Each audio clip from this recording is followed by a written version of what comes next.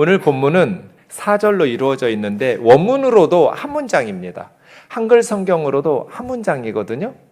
이 네 개의 구절이 하나의 문장인데 주 문장, 이 네 구절 중에서 핵심 문장이 무엇인지를 맞춰보세요. 주어는 생략되어 있거든요. 목적어와 동사를 찾아보세요. 다시 제가 읽어드릴게요. 이 네 구절이 한 문장인데 핵심 문장, 주 구절의 목적어와 동사를 찾아보세요. 그러므로 그리스도 안에 무슨 권면이나 사랑의 무슨 위로나 성령의 무슨 교제나 긍휼이나 자비가 있거든. 마음을 같이하여 같은 사랑을 가지고 뜻을 합하며 한 마음을 품어 아무 일에든지 다툼이나 허영으로 하지 말고 오직 겸손한 마음으로 각각 자기보다 남을 낮게 여기고 각각 자기 일을 돌볼 뿐더러 또한 각각 다른 사람들의 일을 돌보아 나의 기쁨을 충만하게 하라. 주 문장이 어디 있어요? 핵심 문장이 어디예요?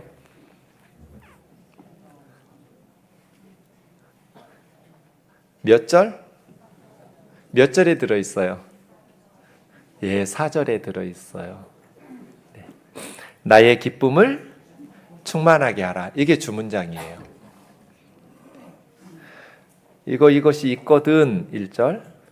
이렇게 한 마음을 품어서 이렇게 다툼이나 허영으로 하지 말고 다른 사람을 낮게 여기고 자기 일만 돌보지 말고 다른 사람들의 일을 돌보아서 결국은 나의 기쁨을 충만하게 하라. 주어는 생략돼 있어요. 너희는 이겠죠. 빌립보 교회 너희는 나의 기쁨을 충만하게 하라. 이게 주문장이에요. 네. 그러면 지금 바울의 기쁨의 잔이 충만하다는 거예요? 충만하지 못하다는 거예요? 충만한데 왜 나의 기쁨을 충만하게 하라 이렇게 부탁하겠어요? 기쁨의 잔이 비어있었어요. 왜 바울의 기쁨의 잔은 충만하게 가득 차지 못하고 비어 있어서 나의 기쁨을 충만하게 하라고 부탁하는 이런 편지를 받게 되었을까요? 다시 본문 보세요. 왜 바울의 기쁨의 잔이 충만하지 못하고 있는지 원인을 찾아보세요. 빌립보 교회에 무슨 문제가 있었어요? 네, 한 마음이 안 됐어요. 2절, 3절에 보면 그 원인이 나와 있죠? 마음을 같이하여 같은 사랑을 가지고 뜻을 합하며 한 마음을 품어 이러지 못하고 있다는 거잖아요. 왜? 3절에 보니까 다툼과 허영. 다툼과 허영으로 하지 말고, 그러니까 지금 다툼과 허영 때문에 빌립보 교회 안에 분쟁이 생겼다, 분열이 생겼다는 거잖아요. 네. 빌립보서 4장 2절과 3절에 보면 유오디아와 순두계라는 저 여인들을 도와라 이런 3절의 내용을 보니까 자매님들이 나와요. 유오디아와 순두계. 아마 바울과 함께 복음 전하기 위해서 함께 힘썼던 빌립보 교회의 자매들인 걸 보니 빌립보 교회의 리더들인 자매 유오디아와 순두계가 갈등이 생긴 거예요. 주 안에서 같은 마음을 품으라 이렇게 말하는 것을 보니까 빌립보 교회 안에 리더들인 두 자매인 유오디아와 순두계가 분쟁이 생긴 거죠. 같은 마음이 안 된 거죠. 네, 우리가 싸우면 주님의 기쁨의 잔은 비워져요. 바울을 기쁘게 한 교회였어요. 빌립보 교회는 나의 기쁨, 면류관인 사랑하는 자들아. 바울을 기쁘게 했는데 분쟁이 있었어요. 싸웠어요. 그래서 바울의 기쁨은 충만할 수가 없었어요. 교회 안에서 성도들이 싸우면 주님의 기쁨의 잔은 충만하게 흘러넘칠 수가 없어요.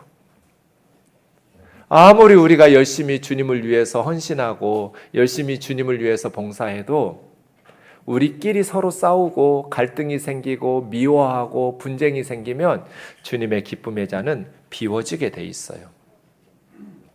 오늘 본문 1절부터 좀 자세히 보겠습니다. 1절에는 네 개의 A라는 헬라 말이 나와요. A라는 말은 영어로 if라는 단어예요. 만약 뭐뭐 있다면 이게 4번 나와요. 만약 너희 빌립보 교회 안에 그리스도 안에 무슨 권면이 있다면, 권면이라는 것은 알아듣도록 권하고 격려하는 것을 권면이라고 그래요. 있죠. 그리스도 안에서 말씀을 통해서 주어지는 권면을 받아야 교회죠. 지금 목사가 설교하고 있잖아요. 그리스도의 말씀으로, 그리스도의 사랑으로 권면하고 있잖아요. 두 번째, 만약 너희 안에 사랑의 위로가 있다면, 주님으로부터 받는 사랑의 위로가 있죠. 그게 없으면 신앙생활이 아니에요. 그리스도인들은, 교회는 그리스도 안에서 또 사랑 가운데서 위로를 받고 있어요. 사랑으로 받는 위로가 있지요. 세 번째, 성령의 무슨 교제가 있다면 있지요. 성령의 코이노니아, 우리는 성령을 따르고 성령님께서 우리에게 주시는 복과 은혜를 누리면서 신앙생활하지요. 이게 없이는 신앙생활이 불가능해요. 성령의 사귐, 성령의 교제가 있다면, 마지막 긍휼이나 자비가 있다면, 긍휼이라고 번역된 말은 스프랑크나라는 말인데, 고대 로마 사람들이 사람 몸속에 있는 심장이나 간이나 허파나 위나 이런 내장기관을 뭉뚱그려서 스프랑크나 이렇게 불러요. 그것이 이제 감정으로 쓰면 긍휼 이렇게 번역하는데요. 그러니까 스프랑크나는 불쌍히 여기는 긍휼의 마음의 기관, 출처, 근원, 이걸 스프랑크나라고 불러요. 만약 너희 안에 다른 사람을 불쌍히 여기는 긍휼의 기관, 심장이 있다면, 그리고 그 심장에서 나오는 긍휼, 다른 사람들을 자비롭게 불쌍히 여기는 것이 있다면, 있죠. 이게 없으면 참된 그리스도인이 아니에요. 그리스도인은 불쌍히 여기는 마음이 있죠. 예수님이 우리를 불쌍히 여기셔서 십자가에 죽으신 것처럼. 그러니까 이 네 가지는요, 아픈 말들이에요. 바울이 호소의 근거로 1절에 A라는 말을 4번 쓴 거잖아요. 너희에게 그리스도로부터 받는 말씀의 권면과 교훈이 있다면, 사랑으로, 주님의 사랑, 또 교우들 간의 사랑으로 받는 위로가 있다면, 성령과의 사귐 속에서 성령을 따르며 성령이 주시는 은혜와 사랑과 복을 누리고 있다면, 너희 속에 다른 이들을 긍휼히 여기는 심장이 있고 그 심장으로부터 나오는 자비심이 있다면, 있죠. 저는 꼭 이 1절을 읽을 때마다 이런 연상이 떠올라요. 어떤 집에 아들이 있는데 아내가 일찍 죽었어요. 그래서 아빠가 어린 아들을 데리고 둘이 사는데 이 아들을 젖동냥하면서 힘들게 키웠어요.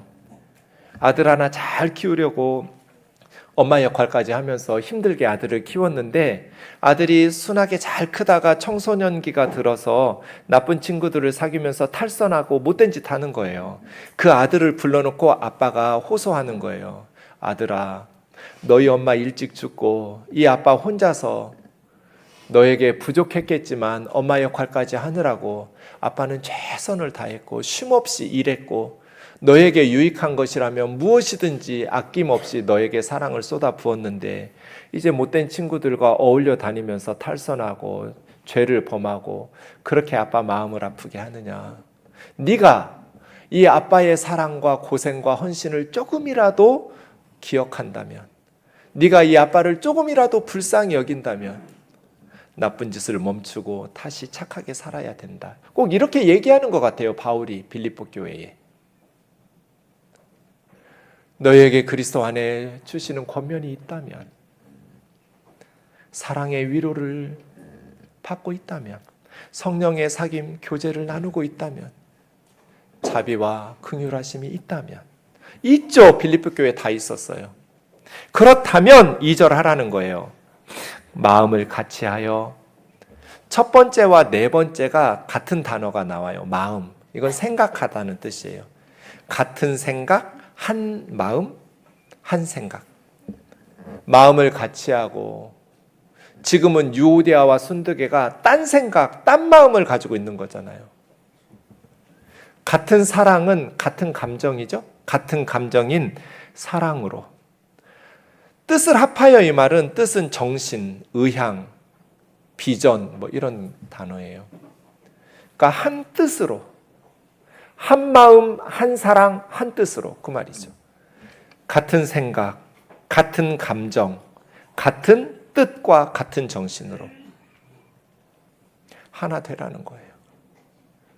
지금처럼 분열돼서 다른 생각을 가지고 다른 미움을 가지고 다른 감정으로 또 다른 뜻과 다른 의향과 다른 정신을 가지고 분열하고 싸우지 말라는 거예요.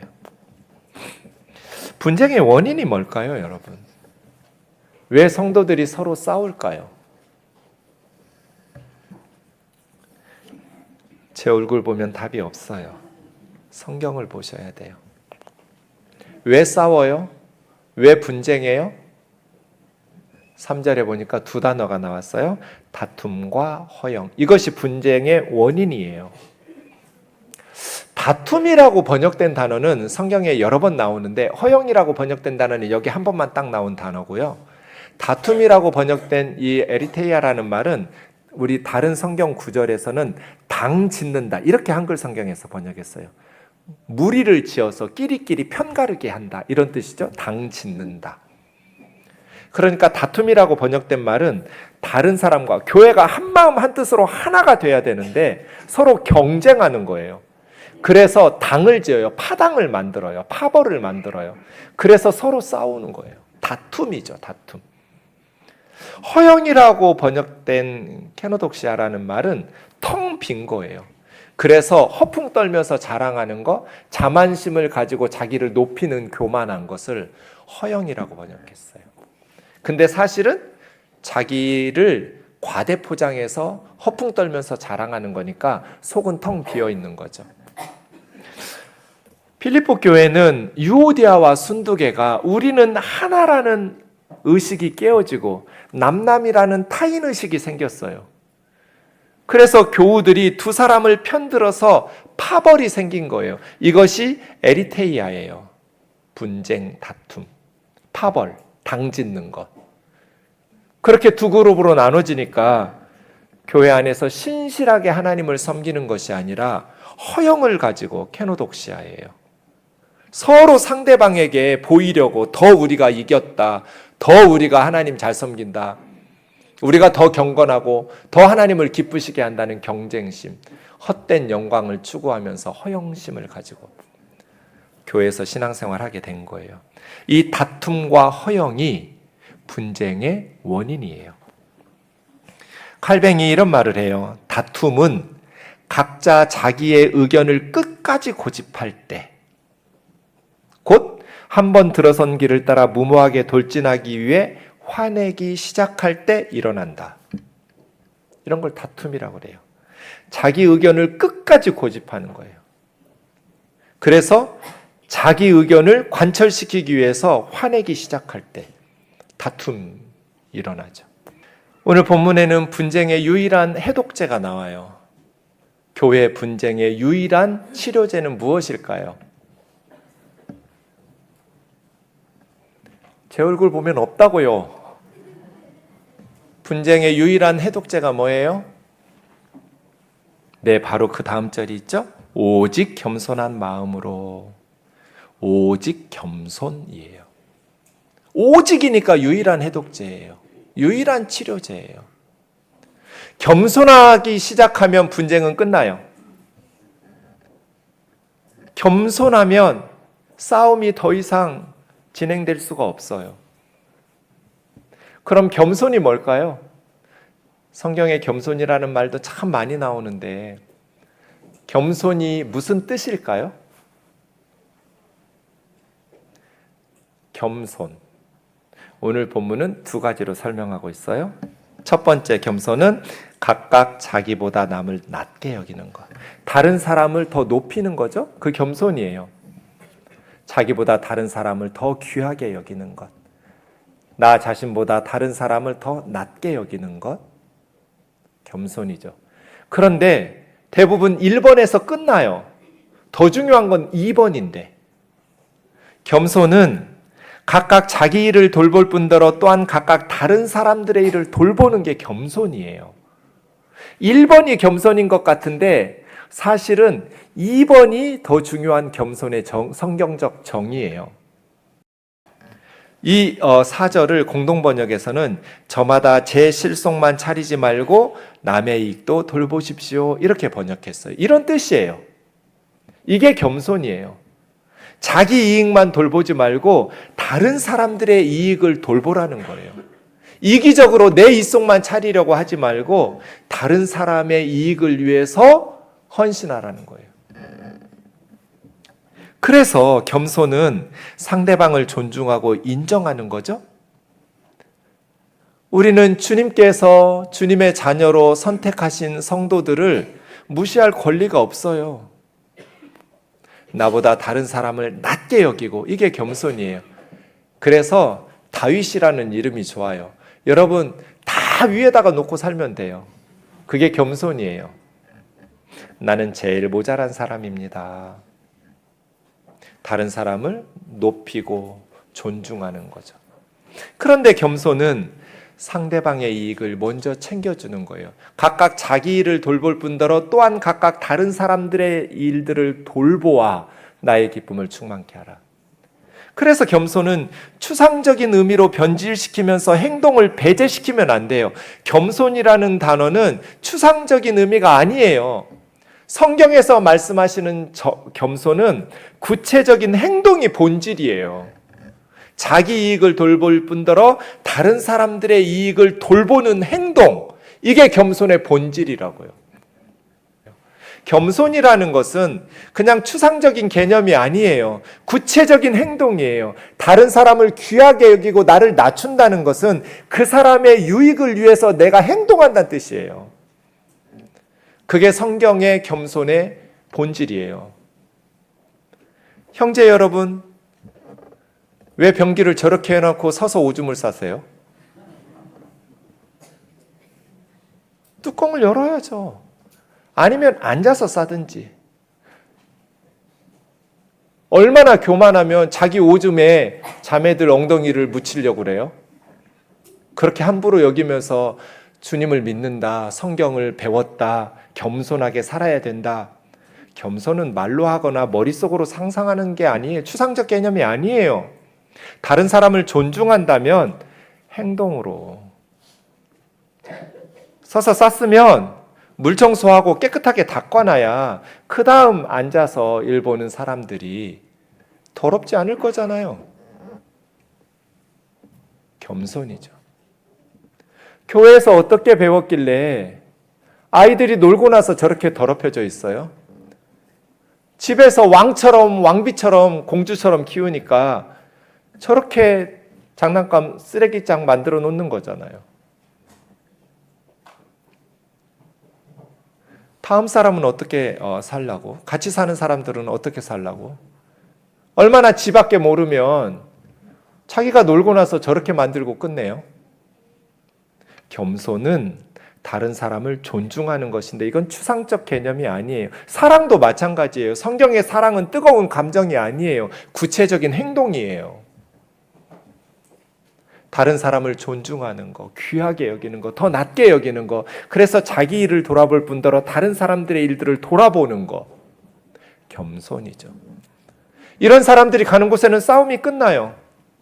내가 섬기는데, 내가 나를 낮추고 상대방을 존중하는데 싸움이 계속될 리가 없어요. 그래서 유일한 치료제예요. 겸손의 최고의 모델이 있습니다. 누굴까요? 오늘 본문 바로 다음에 이어지는 5절부터 예수님 이야기가 나옵니다. 너희 안에 이 마음을 품으라. 곧 그리스도 예수의 마음이니 그는 근본 하나님의 본체시나 하나님과 동등됨을 취할 것으로 여기지 아니하시고 오히려 자기를 비워 종의 형체를 가지사 사람들과 같이 되셨고 사람의 모양으로 나타나사 자기를 낮추시고 죽기까지 복종하셨으니 곧 십자가에 죽으심이라. 이게 겸손이에요. 예수님이 자신을 낮추시고 그냥 추상적 개념으로 겸손하게 낮추시지 않고 행동으로 십자가에 죽기까지 우리를 살리려고, 우리를 높여 천국에 데리고 가시려고, 하나님 자녀 삼아 주시려고 예수님이 십자가에 죽으신 거잖아요. 겸손. 예수님의 마음을 품으면 분쟁은 사라져요. 싸움이 일어나지가 않아요. 서로를 귀하게 여기면서 섬기는데 싸움이 될 리가 없잖아요. 말씀을 마치겠습니다. 빌립보라는 도시는 알렉산더 대왕의 아버지인 필립 2세가 정복해서 세운 도시입니다. 그곳에 살고 있던 원주민들을 정복하고 자기 이름으로 빌립보라는 도시 이름을 지었어요. 필립 2세가. 그 알렉산더의 아버지 필립 2세가 싸울 때 밀집장창 대전법이라는 전술을 썼어요. 팔랑크스라고 그래요. 이 팔랑크스는 그리스가 세계를 정복한 무적의 방진이에요. 방진이라는 단어는 병사들을 사각형으로 배치하여서 진을 치는 걸 방진이라고 그래요. 사각형으로 긴 창을 앞에 세우고 방패로 막고 그대로 밀어붙이는 거예요. 이렇게 그리스는 전 세계를 제패했어요. 이 무적의 방진을 팔랑크스라고 그래요. 팔랑크스는 원래 그리스 신화에 나오는 아테네 사람의 이름인데 이 그리스 신화에서 아테네 사람 팔랑크스가 전쟁하는 기술을 배워서 아테네 사람들에게 가르쳤다고 그래서 나중에는 그 사람 이름이 전술 이름으로 바뀌었어요.